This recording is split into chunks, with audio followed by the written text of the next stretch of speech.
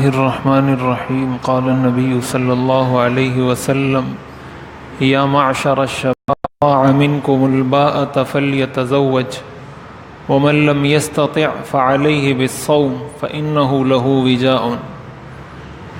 حضرت عبداللہ ابن مسعود رضی اللہ تعالیٰ عنہ فرماتے ہیں حضور علیہ الصلاۃ والسلام نے فرمایا، اے نوجوانوں کی جماعت، جو تم میں سے شادی کی استطاعت رکھتا ہے اس کو چاہیے کہ وہ شادی کر لے، اور جو شادی کی استطاعت نہیں رکھتا اس کو چاہیے کہ روزے کو لازم پکڑے، کہ یہ روزہ اس کے لیے ایک طرح سے بچاؤ کا ذریعہ بن جائے گا۔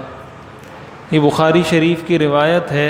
حضرت عبداللہ ابن مسعود رضی اللہ تعالیٰ عنہ اس حدیث شریف کے راوی ہیں۔ اس حدیث میں آپ نے مسلمانوں کو ایک فارمولہ دیا ہے کہ کس عمر میں نکاح کرنا چاہیے۔ ایک بچے، ایک لڑکے یا ایک لڑکی کی نکاح کی عمر شریعت کی نظر میں کیا ہے جس عمر میں اس کا نکاح کیا جانا چاہیے۔ تو حضور علیہ الصلاۃ والسلام نے اس کا یہ اصول بتایا کہ جو تم میں سے اس کی استطاعت رکھتا ہو۔ استطاعت رکھنے کا مطلب یہ ہے کہ ایک تو حقوق زوجیت ادا کرنے پر قدرت رکھتا ہو، دوسرا جو اخراجات ہیں، بیوی کا خرچہ ہے، نان نفقہ ہے، یہ اخراجات برداشت کرنے کی استطاعت رکھتا ہو، اس کو شادی کر لینی چاہیے۔ اور اگر اس کی بھی استطاعت نہیں ہے تو پھر آپ نے فرمایا کہ اگر وہ خرچہ نہیں اٹھا سکتا تو پھر اس کا علاج یہ ہے کہ وہ روزے رکھے، زیادہ سے زیادہ روزے رکھے تاکہ وہ گناہ میں مبتلا ہونے سے بچ سکے۔ اب اس حدیث شریف کے اندر تو آپ نے عمر یہ بتلا دیا کہ یہ اصول ہے۔ ہمارے ہاں نکاح کے اندر بہت ساری رکاوٹیں ہمارے معاشرے میں پیدا کی گئی ہیں، جس کی وجہ سے نکاح مشکل سے مشکل تر ہوتا جا رہا ہے، اور غلط کام اور زنا آسان سے آسان تر ہوتا جا رہا ہے۔ اور اس میں بحیثیت ایک فرد کے ہم سارے ایک مجرم کی حیثیت رکھتے ہیں۔ یعنی لڑکے والے جو ہوتے ہیں ان کی اپنی کچھ شرائط ہوتی ہیں، لڑکی والوں کی کچھ اور مجبوریاں ہوتی ہیں۔ جو لڑکیوں کے والدین ہیں ان بیچاروں کی مجبوری یہ ہے کہ ہمارے معاشرے میں جہیز کی رسم ہے۔ جب تک ایک والد اپنی بچی کو جہیز دینے کی قدرت نہ رکھتا ہو وہ اپنی بچی کا نکاح نہیں کروا سکتا، اس لیے کہ اگر اس نے نکاح کروا دیا اس کو گھر میں تانے سننے کو ملیں گے کہ فلاں کی لڑکی تو یہ لے کر آئی تھی، فلاں یہ لے کر آئی تھی، تم کیا لے کر آئی ہو۔ اب ان تانوں سے بچنے کے لیے وہ بچی کا نکاح نہیں کرواتا، یہاں تک کہ بچی کی عمر گزر جاتی ہے۔ اور لڑکے والوں کا مسئلہ یہ ہوتا ہے کہ لڑکے والوں کو جب کہا جاتا ہے کہ شادی میں جلدی کرو تو وہ کہتے ہیں لڑکا اپنے پاؤں پر کھڑا نہیں ہوا۔ طرح طرح کے بہانے ہم لوگوں نے بنائے ہوئے ہیں۔ پاؤں پر کھڑا ہونے کا مطلب ہمارے معاشرے میں یہ ہوتا ہے کہ اس کی تنخواہ 60-70 ہزار یا 1 لاکھ روپے نہیں ہے۔ اگر کسی کی آمدنی کوئی 10,000 20,000 25-30 ہزار ہے تو کہتے ہیں یہ پاؤں پہ کھڑا نہیں ہوا۔ تو اب اس انتظار میں رہتے ہیں کہ یہ پاؤں پہ کھڑا ہوگا تب اس کی شادی کریں گے۔ پاؤں پہ جب وہ کھڑا ہوتا ہے اس کی عمر 40 سال ہو گئی ہوتی ہے، اس وقت اس کی شادی کرانے کا کیا فائدہ ہے۔ تو یہ بات اچھے طریقے سے یاد رکھنی چاہیے کہ یہ شریعت کا اصول نہیں ہے۔ قرآن کریم میں اللہ تعالیٰ نے ارشاد فرمایا ان یکونوا فقراء یغنہم اللہ من فضلہ، کہ جو اپنے کنوارے لڑکے اور لڑکیاں ہیں ان کا نکاح کراؤ، اگر وہ غریب ہوں گے تو اللہ تعالیٰ ان کو اپنے فضل سے غنی کر دیں گے، مالدار کر دیں گے۔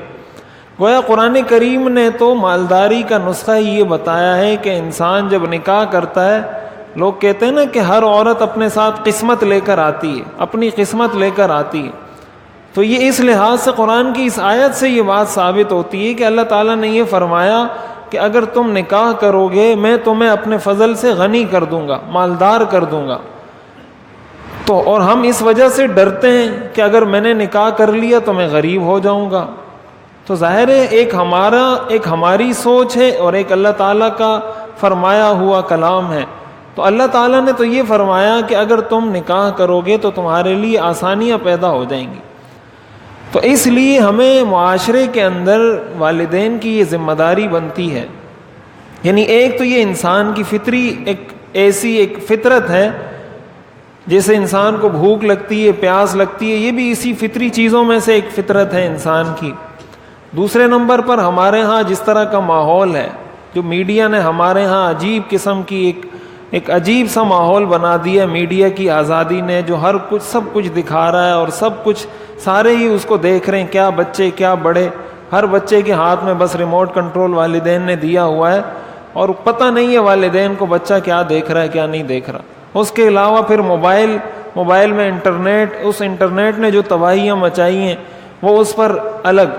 پھر اس کے علاوہ ہمارے ہاں جس طریقے سے پروڈکٹس کی ایڈورٹائزنگ کی جاتی ہے، جو سائن بورڈ آپ کو نظر آتے ہیں، جو اشتہارات بنتے ہیں، اس کے اندر جس طرح عورتوں کی تصاویر، جس طرح برہنہ عورتوں کی، ابھی گرمیاں شروع ہوئی نہیں ہیں اور آپ سائن بورڈوں پر دیکھیں تو ننگی عورتوں کی تصویریں آپ کو نظر آنا شروع ہو جائیں گی۔ کپڑے کی کمپنی والے اپنے اشتہار دیتے ہیں کہ یہ کپڑا خریدیں، یہ کپڑا خریدیں، اس میں کپڑے کا اشتہار کم ہوتا ہے اور بے حیائی زیادہ ہوتی ہے۔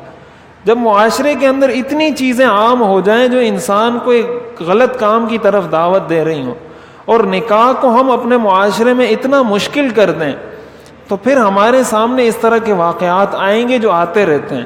پھر ہم پریشان ہوتے ہیں کہ پتہ نہیں یہ واقعہ کیوں پیش آیا، یہ واقعہ کیوں پیش آیا، یہ ظلم کیوں ہوا، یہ زیادتی کیوں ہوئی۔ تو ہم اگر اسباب پر غور کریں گے تو حضور علیہ الصلاۃ والسلام نے ہمیں اس کا حل بتایا ہے۔ ہمیں بہت ساری چیزوں سے اپنے معاشرے کی غلط روایات سے دستبردار ہونا پڑے گا۔ ان غلط روایات سے دستبردار ہو کر جب ہم نکاح کو آسان بنائیں گے، ہمارے یہاں بہت سارے لوگ یہ کہتے ہیں کم عمر میں شادی نہیں کرنی چاہیے، بس انگریز نے کہہ دیا تو ہم بھی اس چکر میں پڑ جاتے ہیں۔ بھائی انگریز کے ہاں تو گرل فرینڈ اور بوائے فرینڈ کا کلچر ہے، وہ تو اس پر گزارا کرتے ہیں۔ اسلام تو اس چیز کی اجازت نہیں دیتا، وہ تو کہتے ہیں کم عمر میں شادی نہیں کریں، ان کو تو ضرورت نہیں ہے، ان کا تو اپنا گزارا چل جاتا ہے۔ اسلام تو ان چیزوں کی اجازت نہیں دیتا، اسلام نے تو ان چیزوں پر سختی سے پابندی لگائی ہے۔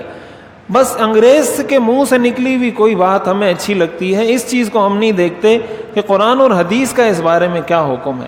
تو بحیثیت مسلمان ہر چیز میں ہمیں مسلمان ہونا چاہیے۔ ہر چیز میں مسلمان ہونے کا یہی مطلب ہے کہ جس فیلڈ میں، جس شعبے میں، جس باب میں شریعت کا جو حکم ہو اس کو فالو کیا جائے۔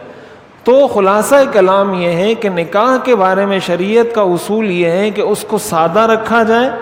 کہتے ہیں نا شادی، اس کے اوپر سے 3 نقطے ہٹا دو، سادی شادی کریں، اس کے اندر رسومات سے بچیں، اس کے اندر بہت زیادہ فضول خرچیوں سے بچیں، بہت زیادہ طرح طرح کے اخراجات سے اپنے آپ کو بچائیں۔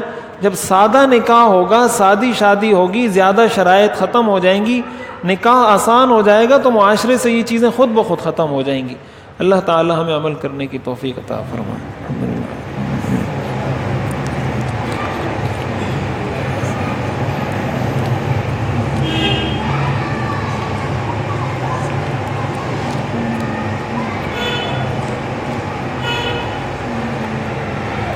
رحمتک یا